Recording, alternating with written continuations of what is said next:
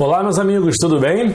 Vamos para mais uma questão, agora uma questão que caiu no 23º concurso da Defensoria Pública do Rio de Janeiro. Prova preliminar, o provão de primeira fase, que em regra é discursivo, praticamente todos os concursos foi discursivo, sem consulta. Essa é a regra, tá certo? Veja o que foi cobrado aí. Quanto à teoria geral dos negócios jurídicos, perguntas. Letra A. Qual a distinção entre capacidade jurídica e legitimidade? Letra B. É possível atribuir validade a negócio jurídico celebrado por menor absolutamente incapaz, sem representação? Veja só quantas questões interessantes aqui. Bom, a primeira questão quer que você, a letra A, quer que você diferencie capacidade jurídica de legitimidade. Vamos entender isso. A pessoa, quando a gente fala em pessoa, estamos falando em um gênero que engloba tanto pessoa natural como pessoa jurídica. Então, pessoa é um gênero que significa sujeito de direitos e obrigações.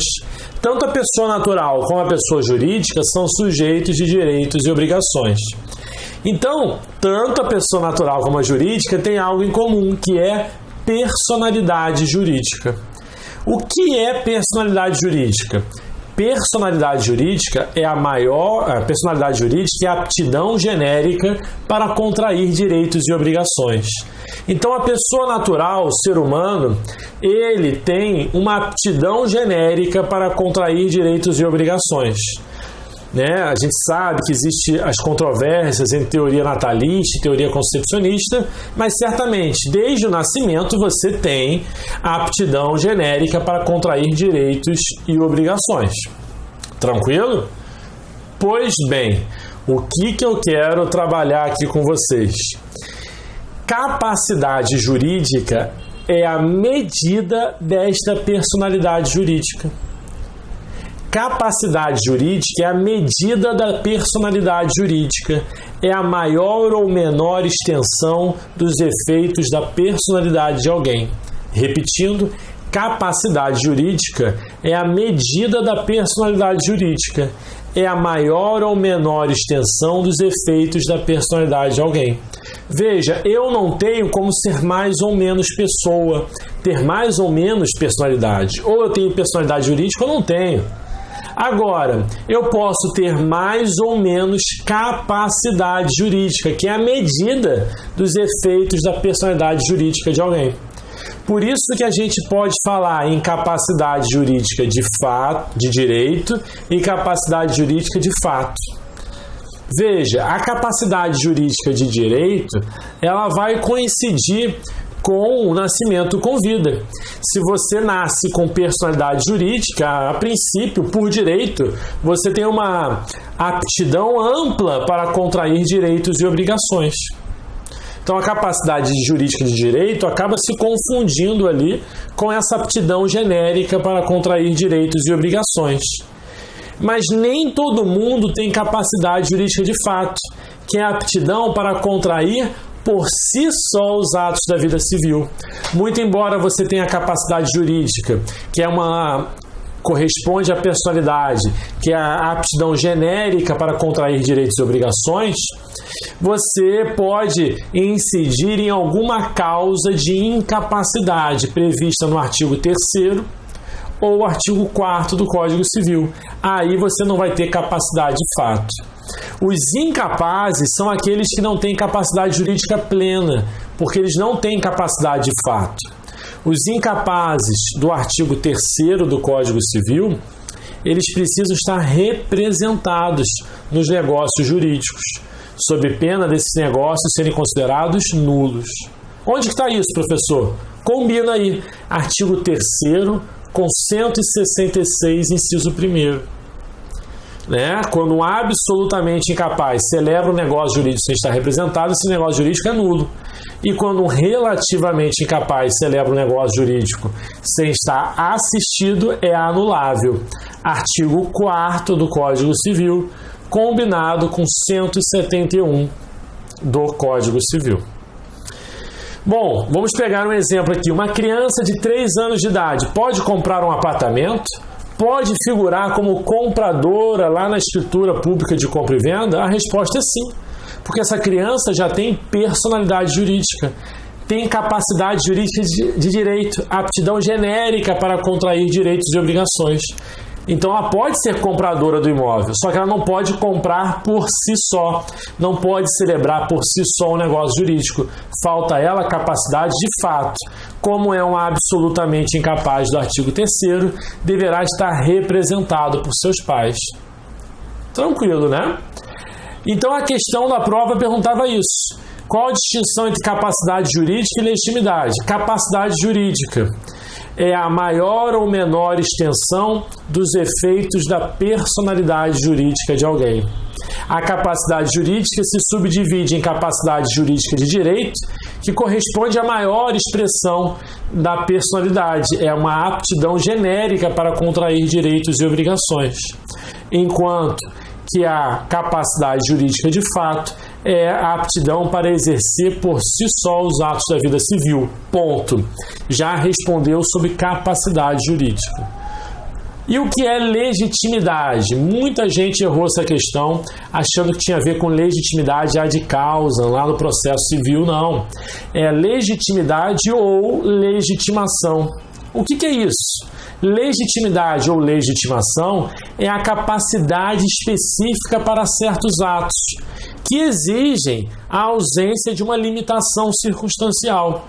Legitimidade ou legitimação, repetindo, é a capacidade específica para certos atos que vão exigir uma ausência de limitação circunstancial.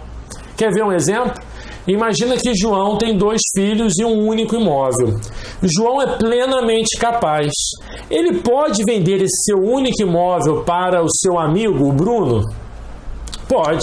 O apartamento é dele, ele vende para quem ele quiser. Ah, mas é o único imóvel, não tem problema. Ele está vendendo, não está doando. Agora, será que João pode vender esse único imóvel que ele tem para o seu filho mais novo? A resposta é sim, ele pode, mas essa venda só será válida se tiver autorização dos demais herdeiros e do cônjuge. Por quê? Porque o Código Civil, no artigo 496, diz que é anulável a compra e venda de ascendente para descendente, sem o consentimento dos demais descendentes e do cônjuge. Então veja, muito embora João tenha personalidade jurídica, tenha capacidade jurídica plena, ele só estará legitimado para o ato de vender o imóvel para o seu filho se tiver autorização dos demais. Então é uma capacidade específica para um ato que exige uma ausência de limitação circunstancial. Não pode ter essa limitação. A falta de autorização limita o ato e o ato será considerado anulável. Então legitimidade ou legitimação é a capacidade específica para certos atos que exigem a ausência de uma limitação circunstancial, como por exemplo a necessidade de autorização dos demais descendentes na compra e venda de ascendentes para descendentes. Artigo 496 do Código Civil. E aí a sua resposta fica bonita da letra A. Tranquilo, gente? Mais uma vez, eu falo rápido aqui para otimizar o nosso curso, quanto mais, né, para não ter menos questões abordadas. Então fique tranquilo aí, dá uma pausazinha para anotar. Mas o importante é você entender o todo. Letra B.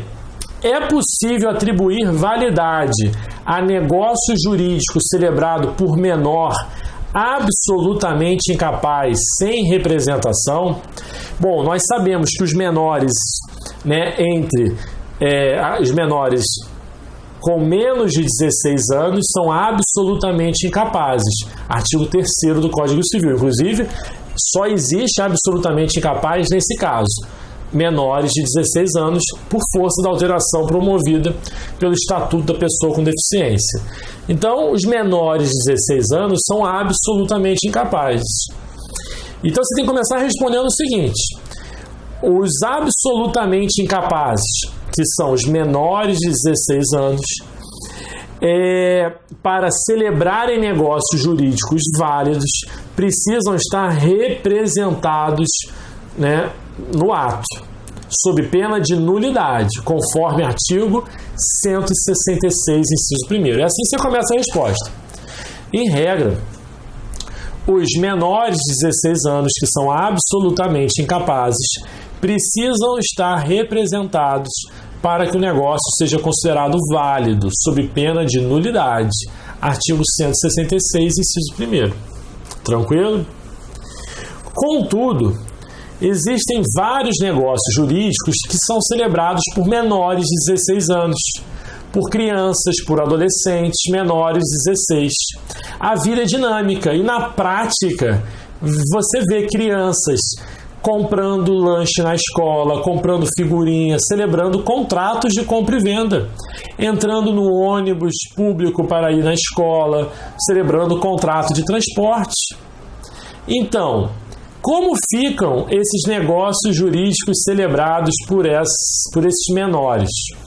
Veja, se são contratos celebrados, são negócios jurídicos. E deveriam esses menores estar sendo representados, para o ato, mas de fato não estão. Como explicar essa série de negócios jurídicos? Veja, você tem 3 correntes aqui. Uma primeira corrente, defendida pelo Guilherme Couto, examinador da Magistratura Federal do TRF2, o José Maria Leone, examinador do Ministério Público do Rio de Janeiro. Esses autores vão dizer o seguinte, que há uma presunção de representação. Se a criança está com dinheiro para comprar um pacote de balas, comprar um lanche na escola, comprar uma figurinha, presume-se que ela foi autorizada e estaria ali representada por seus pais. Qual é a falha desse argumento? Porque na representação, o representante pratica o ato no lugar do incapaz. Então não tem muito como você presumir que está sendo representado, porque de fato não está. Uma segunda corrente defendida pelo Pablo Stolze, grande doutrinador, vai dizer o seguinte: olha, nós temos que considerar esses contratos celebrados por menores como ato-fato jurídico. Por quê? O ato-fato jurídico é aquele comportamento humano, voluntário, em que a lei despreza a necessidade da voluntariedade, a análise da voluntariedade.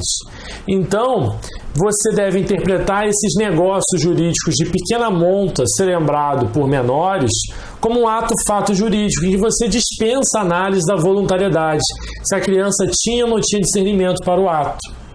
Qual é a falha dessa crítica?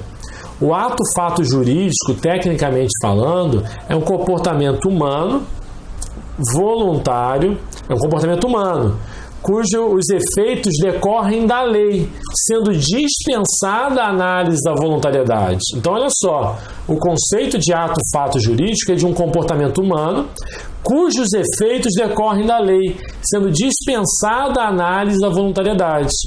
Só que aqui os efeitos não estão decorrendo da lei, estão decorrendo da vontade das crianças. Elas escolhem qual figurinha comprar, qual lanche comprar, tem vontade ali. Professor, me dá um exemplo de um ato-fato jurídico correto. Artigo 1263, a ocupação. Veja, se uma criança de 5 anos de idade está andando na praia, uma praia deserta, e encontra um relógio na beira do mar, e ela pega aquele relógio e leva embora, para logo ela se torna proprietária. Mesmo que ela não queira, e mesmo que seja uma criança que não tem capacidade de exprimir a vontade. Por quê? Porque o artigo 1263 vai dizer: aquele que se assenhorar de coisa sem dono, para logo se torna proprietário. Então, a propriedade é o efeito que decorre da lei e não da vontade da criança. É dispensável a vontade da criança nesse caso. Então, isso sim é um ato-fato jurídico. Então, professor, se as duas primeiras correntes não são tão adequadas assim, qual é que tem prevalecido? Tem prevalecido a ideia que você tem que analisar essa situação como um comportamento socialmente aceitável. Veja só, ninguém vai questionar o fato de uma criança comprar um pacote de figurinhas na banca de jornal. Ninguém vai dizer que esse negócio jurídico é nulo porque a criança não estava representada. Mas é uma compra e venda. Se uma criança compra um apartamento de R$1 milhão, aí você acha que é nulo, né? Por quê? A ideia é que os negócios jurídicos de pequena monta são socialmente aceitáveis. E na medida em que eles são socialmente aceitáveis, eles sequer ingressam no campo jurídico. Ou seja, essa compra e venda, esse contrato de transporte, esses negócios de pequena monta celebrados por menores incapazes são socialmente aceitáveis e sequer ingressam no campo jurídico, são irrelevantes para o direito.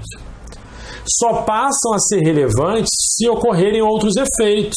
Por exemplo, se o lanche que a criança comprou na escola estava envenenado, se houve um acidente no ônibus, aí passa a ser relevante. Mas o negócio em si é praticamente um nada jurídico. Entenderam a lógica? Então, respondendo à questão aí, letra B. É possível atribuir validade a negócio jurídico celebrado por menor absolutamente incapaz sem representação? Em regra, não. O menor absolutamente incapaz, quando celebra um negócio jurídico sem estar representado, esse negócio jurídico é nulo, por força do artigo 166, inciso 1º. Mas, excepcionalmente, entende a doutrina que negócios jurídicos de pequena monta, socialmente aceitáveis, podem ser tidos como válidos, por não causarem qualquer instabilidade nas relações sociais. São negócios de pequena monta. Entendendo também parte da doutrina em que esses menores estariam presumidamente representados, ou até mesmo que seria um ato-fato jurídico, em que seria dispensada a análise da voluntariedade. Então vocês viram que aqui eu englobei as três correntes na resposta, sem ficar citando o examinador. Não aconselho citar o examinador na prova, tá certo? Principalmente se ele estiver na banca, que vai que você cita errado, né? Então, muito cuidado. Bom, gente, fechamos aqui mais uma questão, tá certo? E a gente se vê no próximo encontro. Quero mais uma vez agradecer a participação